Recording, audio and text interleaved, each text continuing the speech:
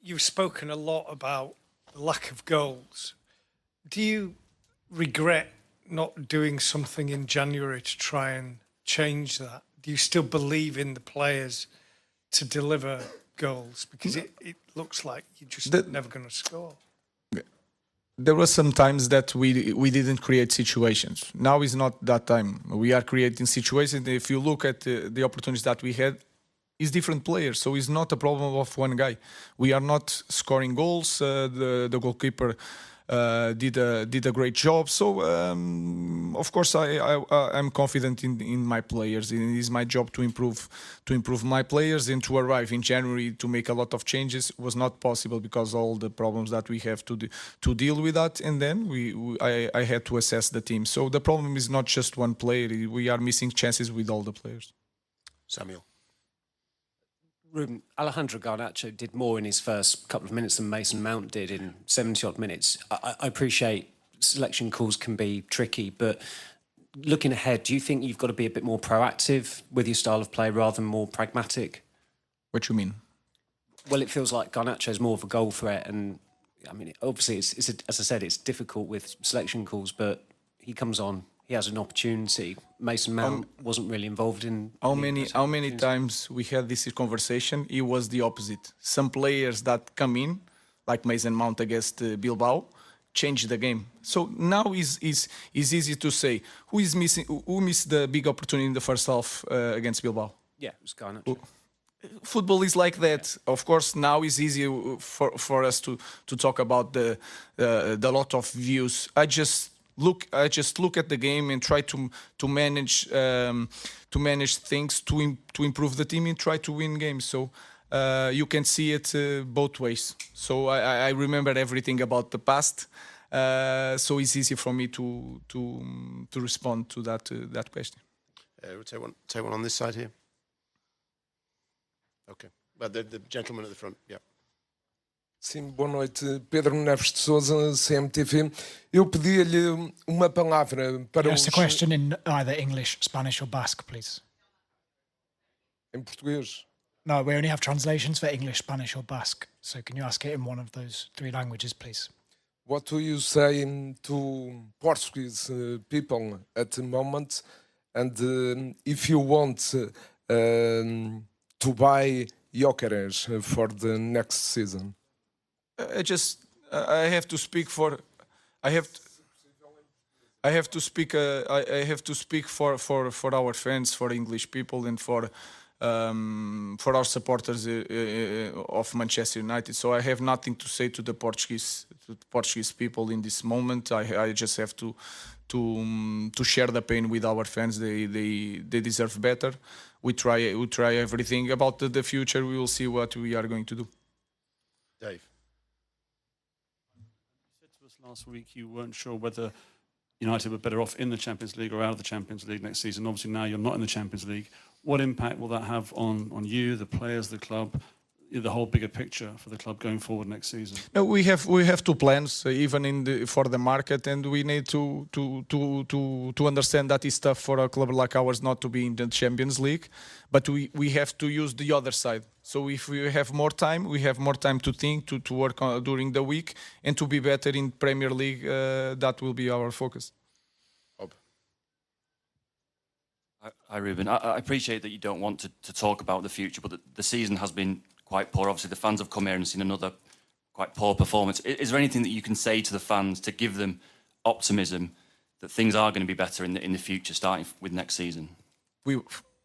I think I was always really honest with you guys. We didn't perform perfect today, but we were better than the opponent, and the opponent also play. In the second half, we try everything with the center defenders, with the players wide, the crosses, go inside the box. So I think I'm really honest with you guys, so I expect the same. And there are some days that I said that we were really poor. I think today was not the day. We were not perfect. We have a lot to improve, but I think I'm always honest with you guys.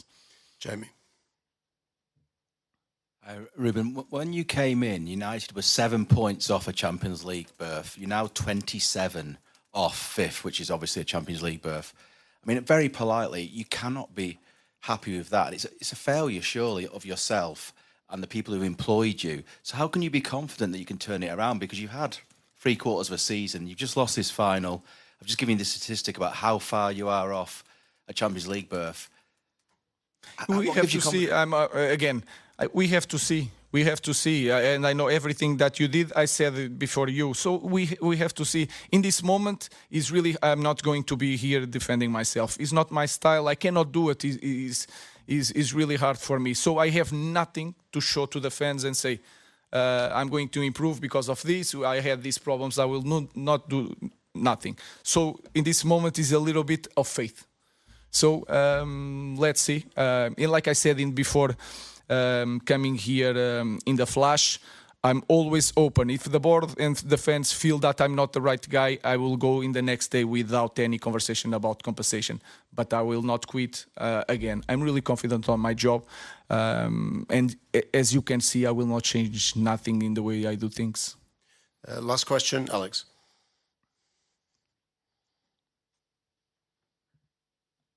Ruben, you mentioned that you found it difficult to improve the players, having only just come into the club mid-season. What areas can you point to for improvement? Because I think there's a genuine argument that actually the team's gone backwards in the second half of the season, not forwards. Yeah, in some moments I don't agree with that. I think we had some bad results. I think we improved in certain areas. We were competitive in more games that we didn't score, and sometimes in the small detail we lost some games. I remember a lot of games. I will not try to Nottingham, Wolverhampton. We had create more chances against City at our home. We didn't score, and we lost some games. It's a different way of playing. I try to put the players the best I can, try to help them. Was really hard on the players. But I also understand, I'm a young guy, but I also understand that if we had in the chances that we had in the second half, if we managed to score one, the game should be different. And our press conference should be so much different. So I have to deal with that. I understand. I have nothing to show to our fans. I am really honest with that. But again, I will continue to do the things the way I know. Thank you. Thank you. Thank you very much. We'll be back shortly with the Tottenham Hotspur press conferences.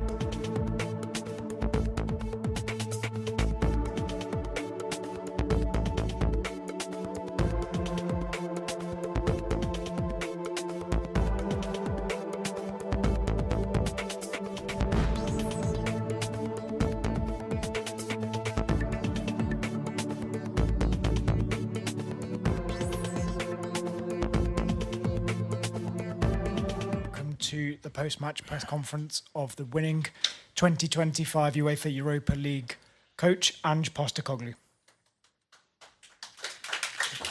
Thank you. Thank you. Ali, starts off. Congratulations, Ange. I mean, you've told these players throughout they were going to do something special this season. How does it feel to see that realised? Yeah, look, it's hard sort of to put into words the emotions. Super proud of the players. It's a quote, my favourite Australian Prime Minister, Paul Keating, he said, after an unlikely victory, he said, this is one for the true believers. And this is certainly one for the true believers. And that means, an unbelievable group of players who never wavered, never lost faith in me and what we were doing. Unbelievable football staff led by brilliant coaches, people who work at the club, from board down, whether that's Lily White House or at the training ground, and supporters. I know people think I've got this sort of fractious relationship, but every supporter I ever bumped into was just so kind in reassuring me that, they believed in what I was doing. I'd never felt, I understand the disappointment we've put them through this year, particularly in the league, but, just seeing them tonight, the impact it has on them. Some of them, it's obviously 17 years since our last trophy, 41 in Europe. Some of them have never had a night like this. So, but, it's a reward for them. And, finally to my beautiful wife and my boys and my family, my friends who, they're all my inspiration because I'm kind of the front man. It's easy for me to sort of take on the responsibility, but they've got no choice but to come along for the ride, and just seeing them out there now on the pitch, smiling faces, couldn't be happier. Congratulations. I know you've not wanted to make this Europa League run about you, but is this your biggest achievement? You've had some amazing achievements in your career, but given the circumstances, given it sort of became this all or nothing match, is it your biggest achievement? Look, I feel if I say that, then it diminishes, not for me, the other achievements, but the people I shared them with. But it's definitely been the toughest thing I've ever done, without a shadow of a doubt. And I knew that going into it. You know better than me that this club's had some unbelievable world-class coaches, world-class players, and they haven't had a night like this. So I knew what I was taking on. And it's fair to say that it's been really challenging because, wherever else I've had success by this stage, I've kind of had the faith and trust of everybody. And here it's been different. And I understand that's not a criticism. It's just, I think, because of the club and the way it's sort of its recent history or its history, I don't think they could always ever go all in on one person. And for me, that's always how it's worked well when, people kind of back my vision. So, but within that, I think when we got to sort of the end of January, the end of the transfer window, and I kind of assessed our situation, I just made a decision there and then that this was the trophy we were going to go for. And, it probably was at odds with what other people at the club sort of believed at the time we should do. And that's understandable. But I just really believed we could win. We could win this. And sort of everything we've done since then, everything we've done at training, everything we've done in terms of the games, the teams I've selected is about making sure when these games came around, the Europa games, that we're in the best possible condition to tackle them. And that's come at a cost for sure in the league, and I've got to take the responsibility for that. But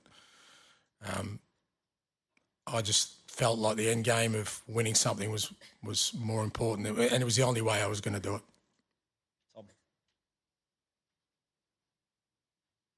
Tom. Congratulations. Thanks. You've spoken about what a turning point this could be, the growth that the team can get from this victory. How hungry are you to drive this team forward, given the Champions League football next season? Yeah, very, because we've got a really young group of players. and you can talk to them about success and what it means, but until they feel it, it doesn't become real. And I've got no doubt that all those boys tonight, having this feeling, will want this again. And to get it again, they're going to have to make similar sort of sacrifices. They've climbed the mountain now, so they know that what it takes to sort of get to where we are. And I think that does it accelerates the opportunities to build a team that can be successful and competitive at the highest level for years to come. So, as I said yesterday, I still feel there's a lot of work to be done. I think that's quite obvious, but not as much work as people may think. People can bang on about our 20 league defeats and where we are, but they're missing the point of what we're trying to build here, or what I'm trying to do anyway. And I really feel that tonight can be a great platform for us to kick on. Jack. You said a minute ago that at the end of the January window you decided full focus on the Europa League. Does that explain the really sort of ruthless, efficient style that we've seen overcome Alkmaar, Frankfurt, Bodo Glimt, and now tonight? And how did you find the players kind of bought into that when that was the plan? No, that wasn't part of it. But I've always treated, I've had a lot of success in my career, and not just sort of winning leagues, but also, in Australia, I grew up playing finals football to win the championship. So knockout football is always different. All my teams have always played a little bit different in knockout games, because that you've got to have a real clear game plan. Big games come down to moments. You've got to limit the moments of the opposition. You've got to change your approach. And the players embraced that, because, that was always going to be our approach in Europe, and it's why we did well in the Carabao Cup as well. We beat some decent teams in the Carabao Cup, including City, including United, and we beat Liverpool in the first leg, played a similar way. But also it helps that I've got Van der Ven and Romero and Vicario and Udogie and Porro, all these guys available. And again, that was part of the sort of mindset of making sure they were available for these big games. And I thought the lads handled the whole Europa sort of knockout stages, brilliantly. Knew what we had to do. Were really efficient with what we did, and I think got the just rewards. Hi, Ange. Well done. You mentioned a lot of people at the top there. Your dad's no longer with us, but what would he make of his son doing this, and what does it mean back in Australia as well? Yeah, no, he's still with me, mate. His voice is in my head all the time, and as I get older, I look in the mirror, I see his face sometimes, which is frightening as it seems. He's with me all the time, mate. My dear mum's in Greece with my sister, and my nephews. I'm sure they're over the moon. And it's massive in Australia and in Greece. I've got family in both countries and friends in both countries, and they've been along for the journey the whole way. And it's hard because I'm big enough and ugly enough to take whatever comes my way, but they get hurt when people sort of come at me, and they pay the price, particularly, those closest to me, my beautiful family and my friends, and, they want to defend me. And, I keep telling them it's a small price to pay when you have nights like this. And I've been fortunate. I've had plenty of nights like this, and just seeing them tonight. And I know everyone in Australia, they would have got up early in the morning. They'll be buzzing, and people in Greece, and more importantly, the people here with me. It's another special night we share together. Tom. Hi, Ants. Congratulations. You talk about backing your vision. I mean, how does a club let go of a manager who's just delivered them their first trophy in 41 years in European competition? Look, I think I said yesterday, I'm pretty kind of, not relaxed is not the word, because I'd be disappointed if we couldn't continue on this path. But, like I said, it's not a criticism. I understand why it would be difficult for a club like this to buy into one person's vision. I remember even when I signed, it was kind of, the club, I think even Daniel sort of said, we went after winners, it didn't work, and now we've got Ange. And, mate, I'm a winner. I've been a serial winner my whole career. It's what I've done more than anything else, And I know people talk about my football, which I'm very proud of, and I know people dismiss my achievements because, they didn't happen to happen on this side of the world. But for me, they're all hard earned, and all I've done my whole career is win things. And but I understand, you know, look, obviously the way things have gone in the league, you know, people are rightly to be concerned about. Like I said, I don't think there's a true reflection of where we're at. But whatever happens, I said my own sort of belief in what I do doesn't waver, and I'll continue to kind of push on to do what I do. Ange, well done. It was noticeable at the end, the players were celebrating with unbridled joy. You were standing back quietly. Is that just your style, or was there an element of relief as well? Oh, there's huge relief. I mean, you ask any manager, and I'm telling you that that's the biggest feeling, because you carry the weight of responsibility. I mean, you know, I think this is maybe our 59th game or 60th game this year. That means me and Anthony have been in front of you guys 120 times, you know, plus the extras that we do. I mean, that's probably 150, 160 times I've been a spokesman for this football club this year. And I know everything I say is important. Fair to say I don't always get it right. So all that kind of responsibility weighs on your shoulders. And so it is, it's relief, but also I'm a lot older than those guys, mate. And I've learned to understand that what makes nights like these memorable is to remember them. So I kind of stand back and just watch everyone else enjoy it, and that's all I need. James, final one, please. Congratulations, Ange. I know you said you're sort of relaxed about the situation, but can you just give us an idea of what the next few days are like? Is there a meeting planned with Daniel or with the hierarchy? Because you must want some clarity one way or the other. No planned meetings. I haven't had any discussions. No one's spoken to me about anything. Maybe they felt like they don't need to, or they were waiting for this game. Look, what I do know is that I'm going to go back to my hotel room, get my family and friends together, open up a nice bottle of scotch, have a couple of quiet ones, get ready for a massive parade on Friday, play Brighton on Sunday, really important, our last home game. We want to finish strong, and then Monday I'm going on holidays with my beautiful family, because I deserve it. And que sera, sera. Thank you very much. Thank you. Thank you.